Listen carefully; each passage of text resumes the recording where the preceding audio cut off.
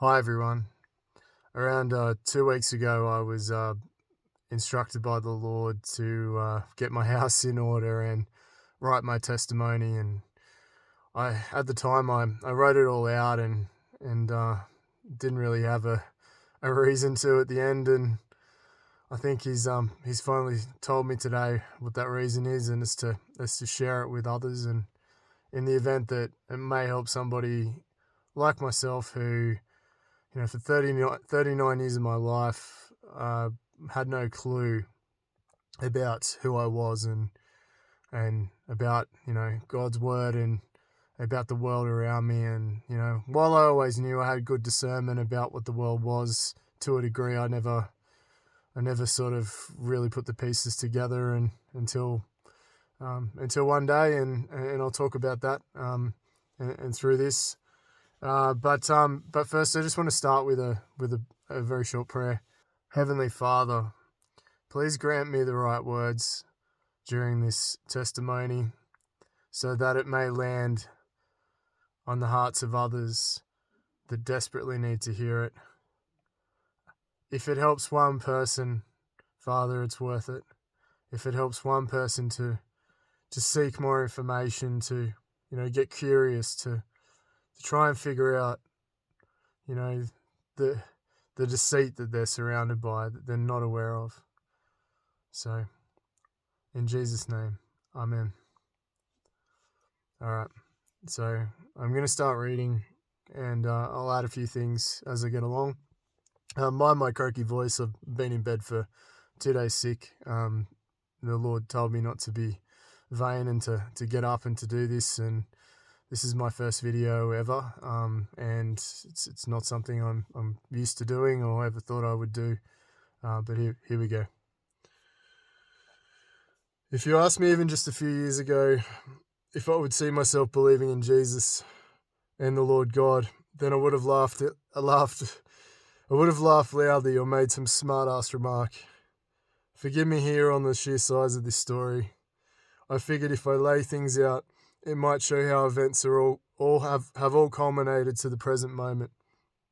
I do not share these things to boast, look at me, I am special, but they come from a place in the hope that there are others like me out there, that at some point were unsure and undecided on what is truth, who they are, and what is deep programming keeping us from finding the Most High.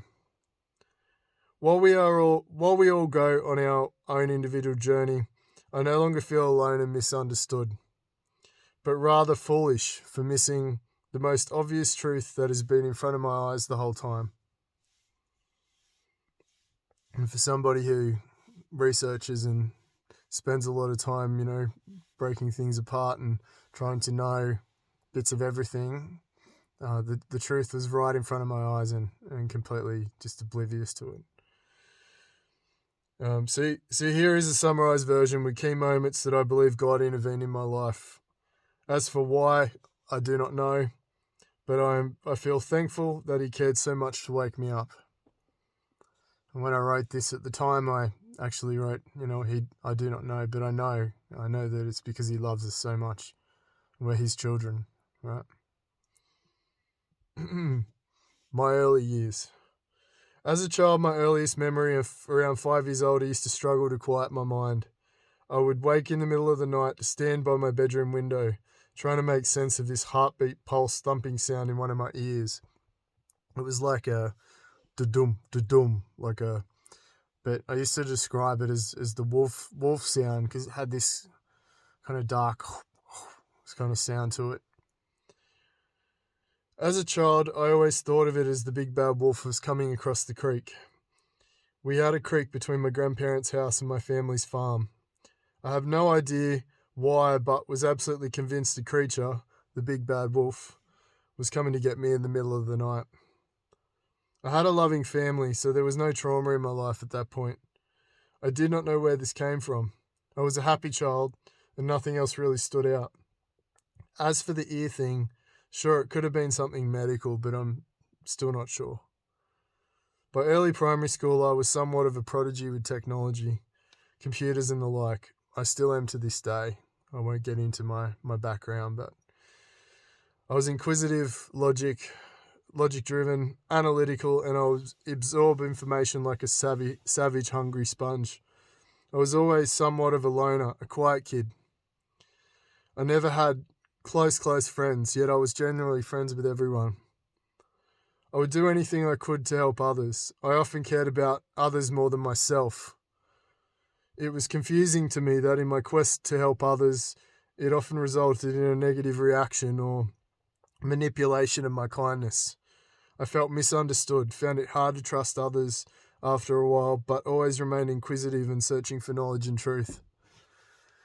Yeah, it always really bothered me that when I try and help somebody, even in the smallest way, that, they would sort of, hit my hands away, or they would get really upset with me, or they would just act in a strange, odd manner that didn't make sense. Like occasionally I would get a thank you or I'd get nice remarks, but generally it was like people saw weakness in me for doing this, and I just couldn't understand it.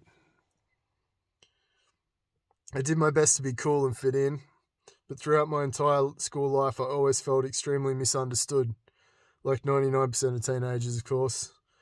Fell into the wrong crowds often, but always kept an honest heart of truth and good, always for good. When I was around 8 years old, I started to have significant chunks of time missing from the school day. Blank, zero, nothing in my memory of missing hours. I would do strange things like go home from school without my bag and have no memory of leaving school to come home. I would be asked to stand up and write on the blackboard, and sometimes I would just draw lines or nonsensical things. I drew the weird card from my peers. Now, one thing I won't touch on too much in this story was at the time my parents were fighting heavily, and there was a lot of trauma in my household. So every day was my parents were fighting, and while they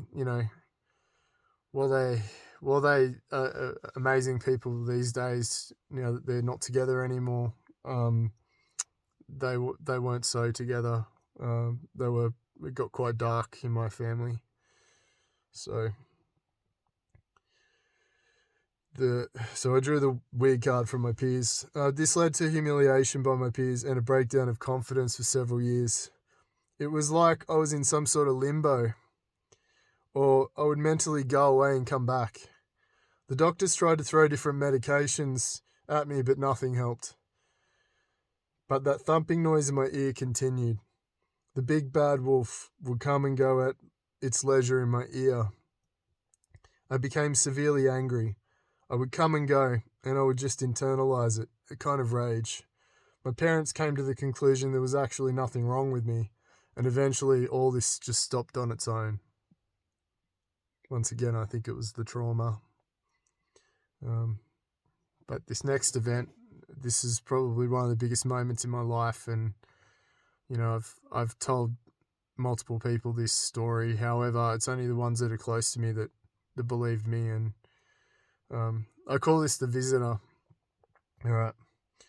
So when I was approximately 9 or 10, while asleep on the top bunk in the middle of the night, and forgive me if I get emotional telling this because it terrifies me, okay? I was asleep on the top bunk in the middle of the night, facing the wall. I felt a tap on my shoulder. All right, so I'm facing the wall, and I felt this tap. And, being a kid, what do you think? You think it's, your brother or somebody trying to wake you up, so it's just a normal event, right? Thinking it was my older brother, 1 year older than me, I said, "Go away," followed by his name, and tried to drift off back to sleep. What felt like a minute or two later, I felt another tap on my shoulder, followed by the grab that had the strength akin to a man's hand. I rolled over to curse at my brother to stop it, and about 30 centimeters from my face was this bluish-grey, transparent figure staring directly at me. The top half of its face kept changing. Hard to tell if it was male or female. I remember trying to focus on it, just try and understand what I was looking at. But the bottom in full focus, so I could see its lower part of its jaw, like from sort of here down, was in strong focus. It was almost like like what you see on movies where, the aliens or whatever you want to call them, ghosts, where they're able to be partially invisible, but they're solid. They're a solid mass. That's kind of what it felt like at the time. It felt like it was like, some sort of demon cloaking or alien cloaking. But it was fully solid and visible and able to grab me. And I'll never forget how hard it grabbed me. The top half of its face kept changing, hard to tell if it was male or female, but the bottom in full focus of its jaw had these pincer-like teeth that reminded me of the creature from the movie Predator. It was truly terrifying. Its face looked like it enjoyed the moment, was super curious on what it was seeing, and I have zero doubt this was some sort of form of evil with bad intention. This was my introduction to evil, existing, and belief in the paranormal. I looked it up and down. That image is burned into my brain forever. It was terrifying. Being brave, I somehow managed to get the strength to pick up my pillow and yell at it to go. And surprisingly, in almost fear, it proceeded to run slow motion out of the room and watched it disappear through a wall down the hallway of my house. I could see it running away and actually disappear through the wall itself. For over 30 years, I slept with the light on. Actually, it hasn't been 30 years. Hang on. Yes, it has been 30 years. 30. Yeah, so I'm 39 now. So, yeah, okay. So, well, let's just say for 30 years, I slept with the light on in my room. I could never have my back to the door. This moment was there with me every night I was alone. I'm not sure when I actually overcame it, but from a young age, it was my confirmation that there was more to this world than many were saying. So just stopping there for a minute, thinking of a nine-year-old child seeing something like that, it got my mind completely just in a loop. I couldn't understand, I couldn't understand what I'd seen and couldn't make sense of it. I remember telling my parents and running in there and screaming, and they just told me I was making it up and, you just had a bad dream and, and all these things. So I kept it to myself. And I wouldn't tell anyone else for probably another 20 years after that. I started, if it came up and I had a few too many beers or whatever, I'd talk about it. Funnily enough, the noise in my ear had ceased, and I no longer heard the noise anymore after this moment. It would be another 28 years before I would hear it briefly again, but only once. I often wonder if that thing saw the goodness in me, or that God was there with me that night, and it ran in fear because of this. Either way, the big bad wolf did finally come to visit me. Finally. All right. I'll try and speed this up a little bit. It's a pretty long story, but we're 12 minutes in here. Searching for a place to call home.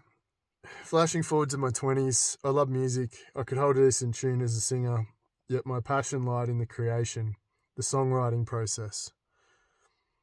In the actual writing of the lyrics, being able to articulate thoughts and feelings and encapsulating them into words. It felt natural to me. I felt like I was at home and I wanted to write continuously.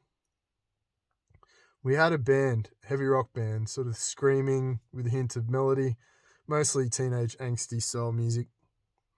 In short, the band taught me to lead, take charge of situations, formulate plans and execute whatever needed to occur in order to keep things moving in a forward direction. It was my first love, my first passion. It was one of those things that I put everything into. Naturally, as things fell apart after many years, relationships broke down, and I'd find myself sitting out the back of my house one night in deep sadness. Deep sadness. The type of heartbreak when you've lost someone close to you. The band was finished. I felt finished. Done. I didn't know it at the time, but God was listening to my cries. It would come to me suddenly after several weeks that I should construct a studio in order to help others and teach myself how to record and produce music. At the time, this was just another one of my urges that I had to follow. This rekindled my spirit and brought me back from the darkness. I found myself helping others, other teenagers, after our recording sessions or having a beer, making sense of their world, offering advice and just listening to them. I wasn't one to have great advice to offer, but I always tried to help them. Some today may be lost to drugs and the party life, while others I've seen again are raising families and moved beyond their trauma at that time. It's a confusing time for young people. I hope I had a little bit of something to do with their progress. I might have been a sinner then, drinking beer, swearing and smoking too many cigarettes, but my heart was all for helping those young guys if it ever came up in conversation. At the time of all this, I was unaware it would be 14 years later that this would lead to a career change and working in a role that I love, my current dream job. To save some time, there are so many things I would love to share that follow on from this, but it would be too much to read out here. These urges that I kept having led me to accomplish the following things and turn my life around and completely reinvent myself over and over again. These urges helped me to escape a job that was severely depressing me by offering me new skills, to find fitness, join the military part-time, to find myself on lonely hikes, to leave my current group of toxic friends who mocked me, resented my determination, and never made me feel part of their world. Finding a new group of friends that would form a lifelong bond through hiking and our mountain adventures, our love for camping, real friends. To take on significantly hard physical feats, adventures, to push myself beyond what a normal person can and will, and I believed I could achieve. To relocate my family to a safe, unfamiliar place. To completely abandon our old lives, all of our friends and family, and start again. A random phone call one day initiated this whole thing when I was again in my sadness. To warn me about things to come, to prepare me to awaken, to find God, find peace, and now help save others before it is too late. All of these things I used to equate to pure circumstance, but now I know. Okay. So, I was lost, right? Like I had no clue at all. I was just following the wind. But I had a good heart. You know, I always, from the day I was born, I always had that goodness in me. I always focused on that and lived by that somehow. I did some terrible things to people, as in hurt them, but I never anything, murderous or I didn't kill anybody or haven't done anything like that. Just, broken a few girls' hearts and a few things like that, and done some things that I wasn't proud of. I was in a bad crowd at school with my friends, and some of the illegal stuff that they would do, I'd always get roped into tagging along with, and all those things. But that's just being a teenager and figuring your life out. Okay, this next phase I'm just gonna run through quickly. It's just about some lessons or some things I learned in the military. So, a round peg in a square regimented world, I call this. This burning desire to help others kept nudging at me. It persisted for most of my life. I always wanted to join the police and went through a process and failed attempted joining the federal police. I figured if I was going to join, I was going to join the most challenging area I could get myself into, the feds. So I made it to the very last round before acceptance. When asked, tell me something hard that you've done in your life. I really don't think I had a lot to lean on here. My life hadn't been hard. I was a geek, sitting at a computer all day, solving problems. I'm still not sure if this question was the ending of it, but it was a great lesson in humility. When I received the letter and they said, you were close, but try again next year. The hard experience would soon come. This led to a random interaction with a friend who was joining the army. Something clicked in my mind and I suddenly was on a mission to join the military. Every morning I would get up at 3 a.m. and run through winter, building up my mind and body through scorching afternoon sun, and undertake all day long hikes with 30 kilos in my pack through steep terrain. I had this vision I would be a great soldier. I would fit in perfectly. My imagination ran wild. The day we arrived on the bus to basic training in Australia, the yelling, the fear, the torment was to quickly be my undoing. It broke me emotionally. This is not what it looked like in the movies. It was much darker. All the fear and the humiliation I had suffered in my past came out. I could barely hold my head up, a shell of a man. I struggled through most of the course. While it was a short course, I struggled not from difficulty, but from emotional baggage, from my parents' divorce, my younger years, things such as having no dad at home. I was sick from a food intolerance, further making things worse, that I had to hide, and felt like a failure, yet somehow made it out to the other side. God likes to place afflictions on his chosen ones, doesn't he? He likes to give us problems with our health and other things to overcome. And at the time, I didn't know why, and I do now. And I always laugh when, I have these problems arise again. It means I've done something I shouldn't have been doing. They wanted me to take on the mindset of a killer, to think like a robot, yet I couldn't do it. I remember being told an inch from my face that I hate guys like you, once standing at attention. He meant that I could not be shifted. Sure, I was compliant, but it was painful for them that I could not be reprogrammed for aggression, to hate others. My soul was too resistant. My wife picked me up from the airport. I broke down. It all came out. The years of hiding all these things deep within me. I couldn't hide it any longer, nor could I share with her what I'd been through, even just through that section of my training. What a prisoner must have felt like, scratching the days down to a calendar, paper calendar, one of the only possessions I owned at the time. To have one's individual character stolen temporarily. Determined to keep progressing in my military career, I next faced the infantry school. That's where the real fun begins.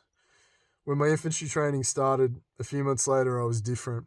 I was the older guy, the calm, collected guy with the answers, ready for hell to break loose as soon as we arrived. But the quiet confidence and the mental will that was unbreakable. Maybe it was the fact that I now, was a private and not a recruit that it helped somewhat. I don't think so. I think it was the breaking down and the realization of all that baggage I'd carried. It had to come out. The demons had to come out. Once the demons came out, I found myself again. Need to remember that. What we carry, we have to leave behind. I learned true suffering through that training. I remember the soles of one of my feet literally peeling off like a bloody yogurt lid in my boots. To the starvation for many days of food and zero sleep, and the torment from our commanders watching our every move.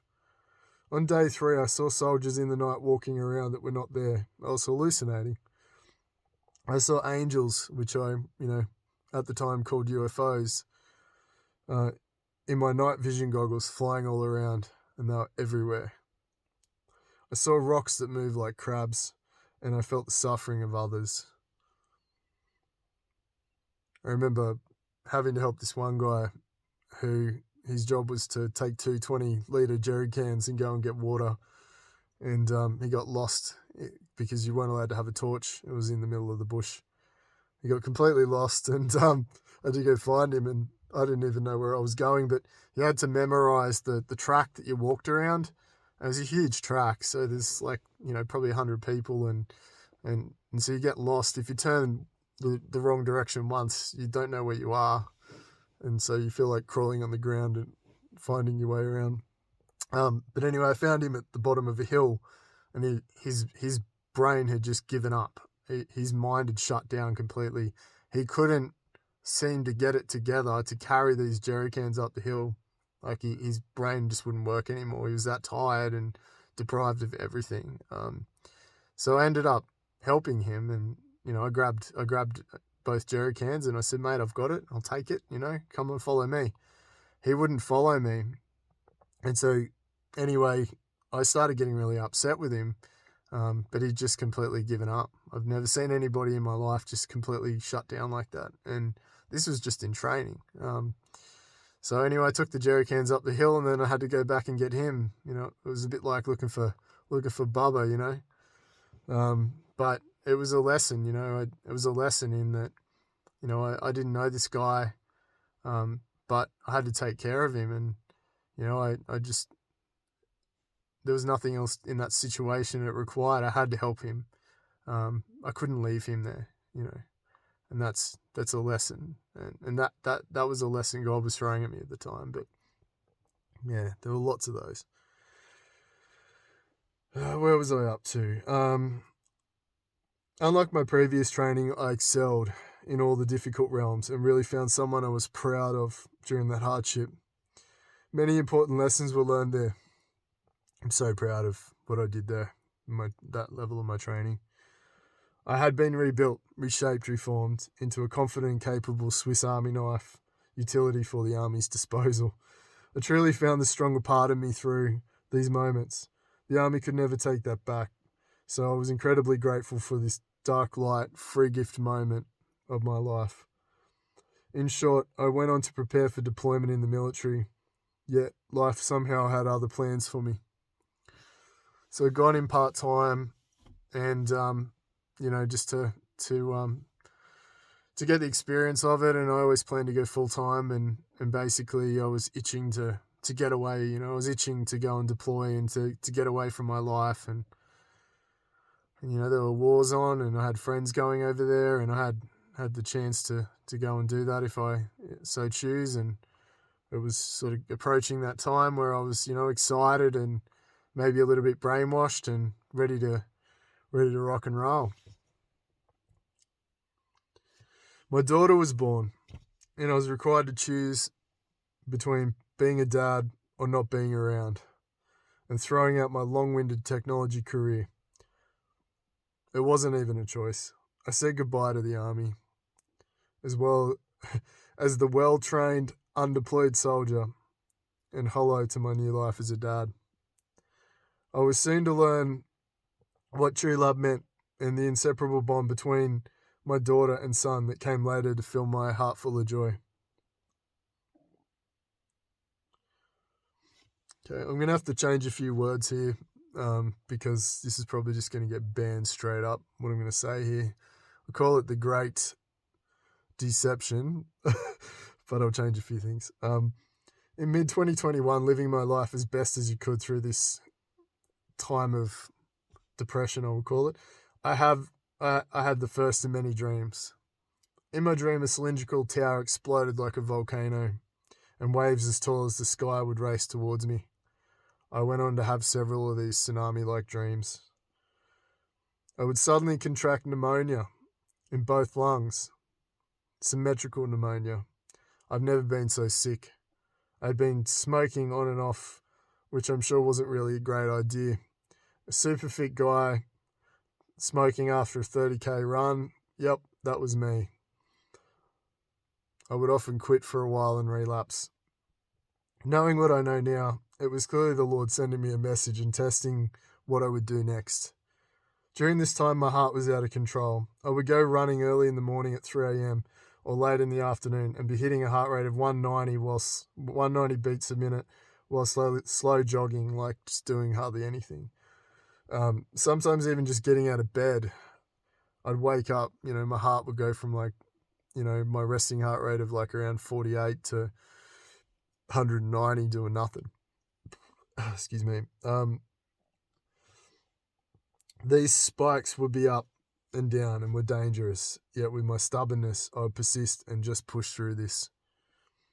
The pneumonia recovery led me to spending my mornings waking early from 3 a.m. every morning to start searching for the truth in what was really going on. Each piece of information would unlock another. So I was basically sick, right?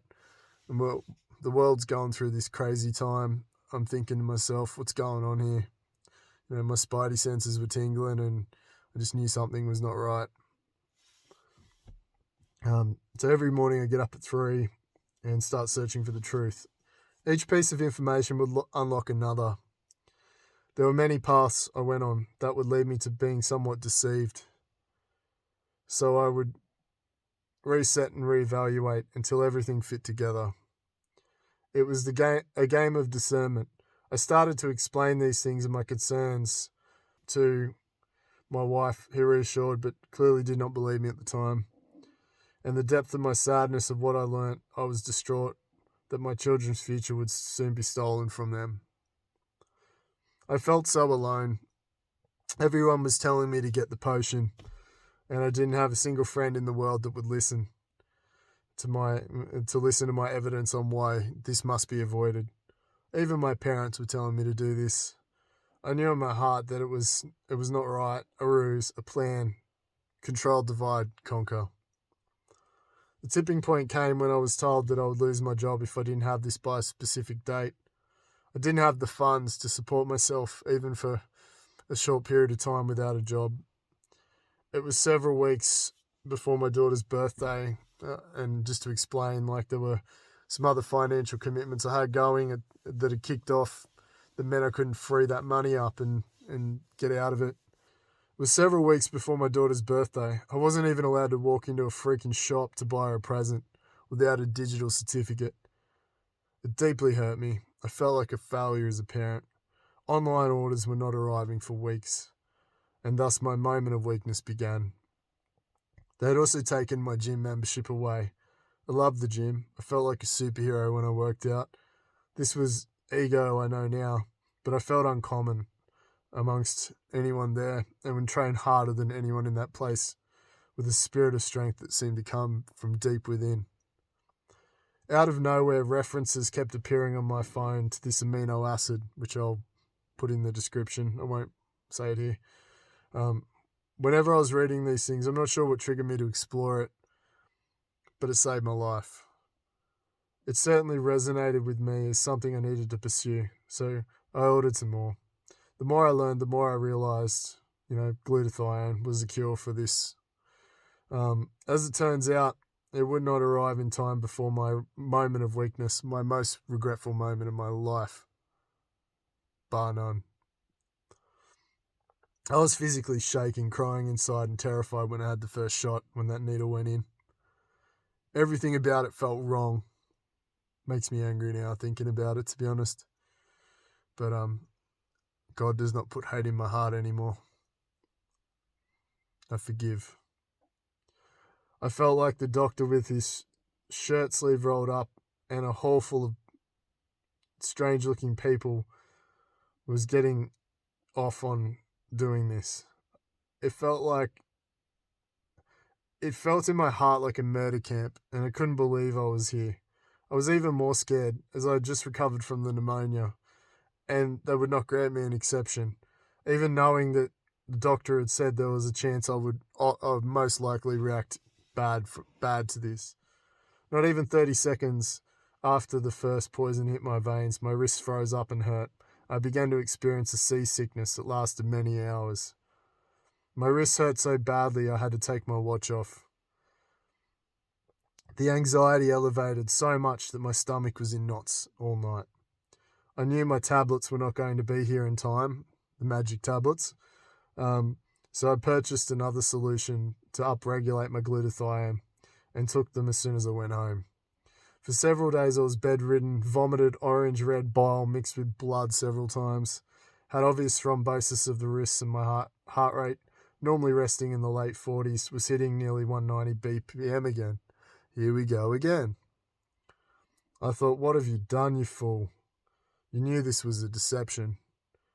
What, so you could go to the shops, so you could go to the gym, so you could have these worldly things. Why did you listen to them? They're all deceived. Everyone's deceived. After recovering for several weeks, I had the second one, so I could complete the cycle of idiocy and sacrifice my own health to keep my job and prevent my family being kicked out on the street. I had officially sold out to a lie and gone against everything I believed in my heart to follow.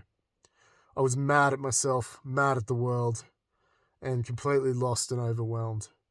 Yet at work, nobody would know. I'd smile and act like nothing was wrong. I was lying to myself and to others. I literally wanted to leave this world, thought of so many ways, and even planned how I would do it. And I'll tell you what, ladies and gentlemen, the thing about men, especially men who, obviously trained and done all these violent things, is they come up with some really creative ways to end it for themselves. And I tell you what, at the time I was not in a good place, and I would never ever be in that place again. But I also empathize with anybody that does get into that place, and I would say to you that there's no price you could ever pay that will make that worth it. God will save you, okay? Like, don't ever think that is the right thing to do. Don't ever use that. Don't ever think that that's an exit, because it's not an option. With my heart literally rebroken from the toxins, I began to take stock of what I needed to do to recover from this. I was computing, calculating, retracing and evaluating everything and everyone around me. I had to get better for my kids, so we started running. My recovery from sin. The first of many runs would see these heart rate spikes return. I knew that was helping. Within 2 days of taking it, I said the word, the magic stuff. Within 2 days of taking it, it was the best I had felt for weeks. I stuck to a routine and slowly watched my heart rate settle back to normal again. I began to grow wary of people being ignorant to the things that were going on. It had really taken a toll on me. It ended up taking 7 months of sheer hard work and will to recover back to a healthy state pre-potion. That was me throwing literally everything at it. I had at it. Early mornings, consistency, fasting, careful nutrition, all the things. New dreams started to happen and come in. Crawling through a tunnel of thorns, being eye-tattooed by tall robots, more tsunami and volcano dreams, warnings rolled in. I began getting the sudden urge to prepare for something. I kept hearing, get food, get water. So I began to scramble and start to work on these things daily. And I tell you what, I kept hearing this. Like, there was not a moment that if I was resting or not focused on that goal, I would start to hear these things come back. And it was like the voice in my head talking, but it would just come out of nowhere. And it wasn't even influenced by what I wanted or anything. It was complete instruction. And at first, I know this sounds a bit silly, but at first it was like, this magic potions, like they're doing something here. They're playing some sort of mind control tricks on me. And, and I knew I'd gotten all that nasty metal stuff out of my body by then. So I knew that was not the case.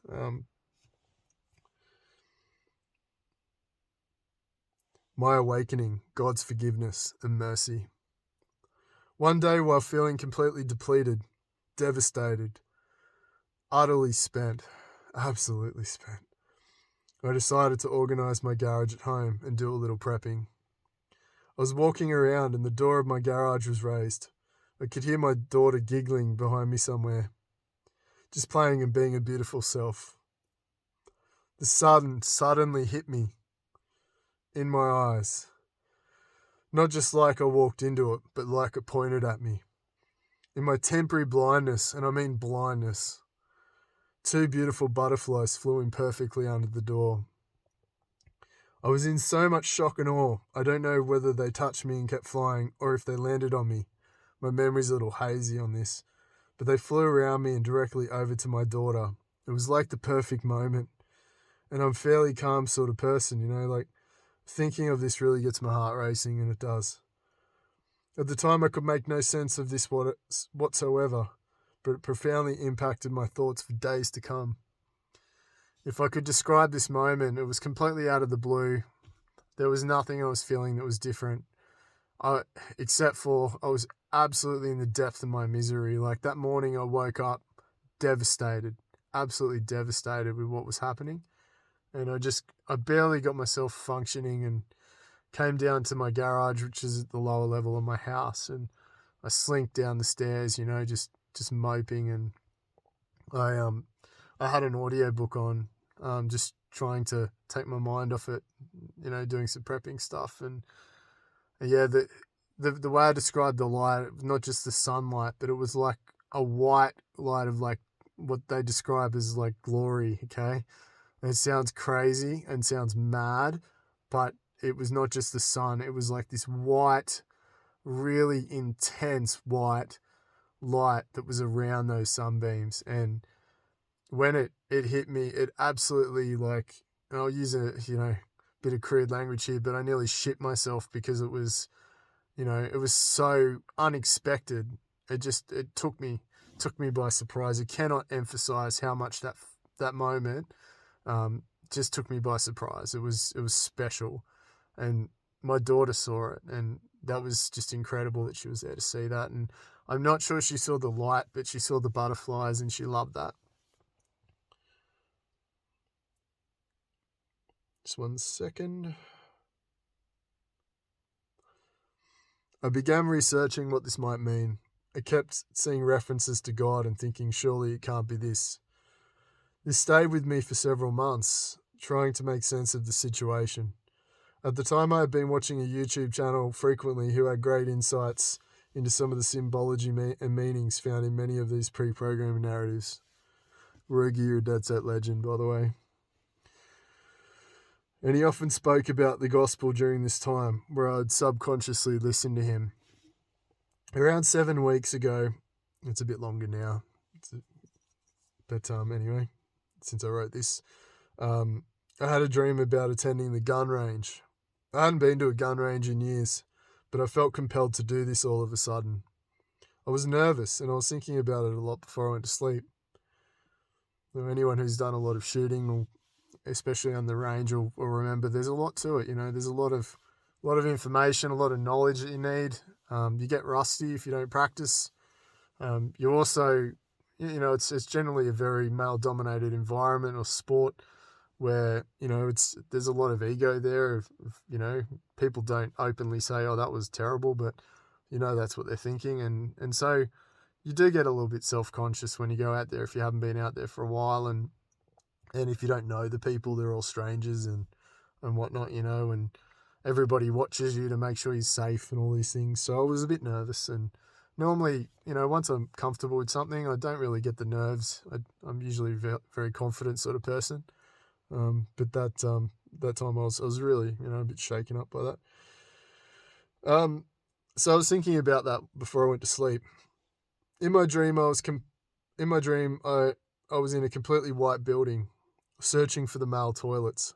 Unsure why I couldn't find them. It was quite frustrating in my dream. I was like, where are the men's toilets?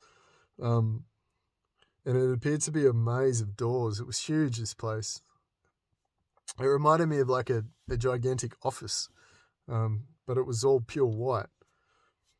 And a man came up to see me and said, oh, you're here. We need to go sight your rifle in. Follow me.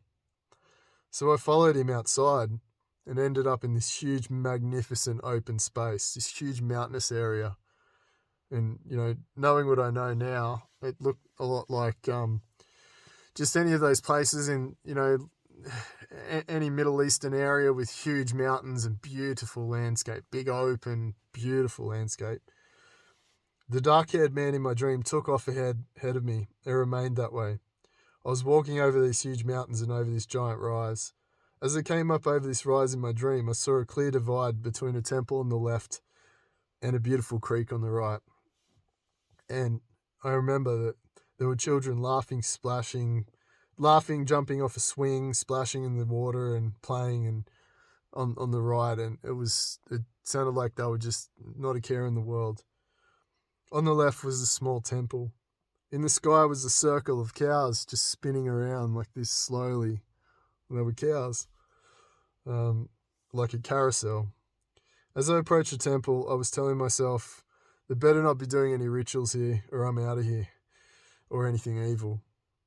As I got closer to the curtain, acting as a door to the temple, I heard them say something like, "It is a test, Nathaniel. Newcomers must take."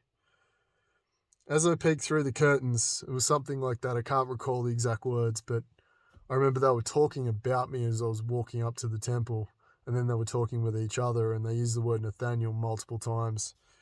I'm not clear to this day whether they were referring to me as Nathaniel or whether they were talking to Nathaniel. As I peeked through the curtains, I saw them all dressed in red robes. I was terrified. I turned around to run, and that's when I woke up from the dream. I've never ever heard the name Nathaniel before this moment, in respect to anything that I know. So I began to search on who he is, or who he was. This led me to watching the Chosen series,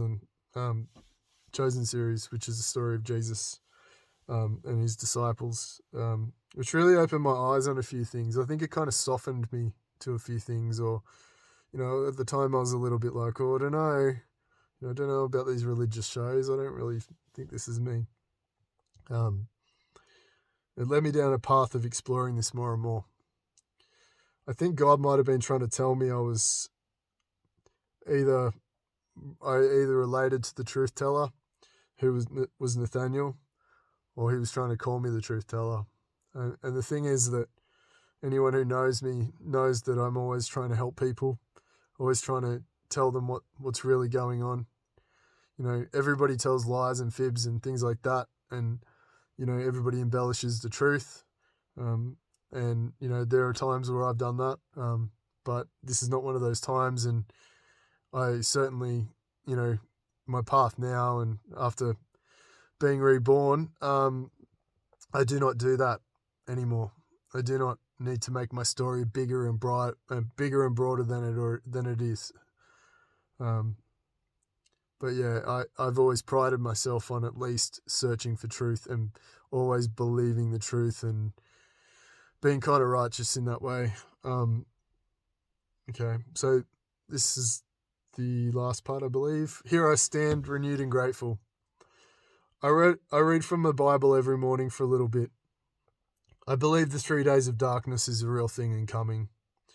I believe Wormwood, or Planet X system, that's been around us for thousands of years is not far away, and the first trumpet is upon us. The gestures of wearing these items helps me to stay focused and remember to maintain this path, to focus on finding truth in other truth tellers. There is a lot more I could tell you, but this is a huge amount to digest. So I hope I haven't overwhelmed you with all this information. Some other dreams I've had, just briefly. Soccer ball-sized ice was raining down from the sky. People were hanging people in the street for fun. A man was taped up who I thought was dead and woke up as he was being placed in a tree shredder. I had a dream recently about the storm with the red sky coming and returning. I've had dreams about the stars falling from the sky, the moon the moon turning red, and the sky turning red. And then I've had all sorts of other smaller dreams and suggestions and words. That's pretty much my story. These days I'm still learning the gospel. I read my Bible every day. I spend a period of time every day in the morning, several hours, researching the latest news and what's going on. I will continue to post videos and discuss a range of different topics. I feel like God really wants me to do this, and I don't want to let him down, even though, to be honest, I'm not 100% comfortable with this. But I hope that it helps somebody. I hope it helps somebody that may have some doubts or maybe halfway there, because time is running out, people. Like, it's really, we're down to the last moments of this world, I do believe, and we need to take an approach of repentance and finding God and understanding that Jesus died on the cross for our sins and to save us, and And we need to understand these things. We need to stop treating this as some fabrication, or don't look at this like religion, okay? You don't have to go to church if you choose not to. I'm not going to go to church unless I feel the need to, okay? My church is my little room with my Bible and my candle. That's my church, all right? You don't have to get right into all that stuff. I'm just telling you now, this is very real. This is not a joke anymore. It's not a joke, all right? So please, just heed my words. Look into it. You can make fun of me, mock me if you want. It doesn't matter to me anymore. Okay, I've made my peace in this world. I've done everything that I've been here to do. All right, I live here for my kids, and that's it. All right, God bless. Thank you for listening. Have a great day.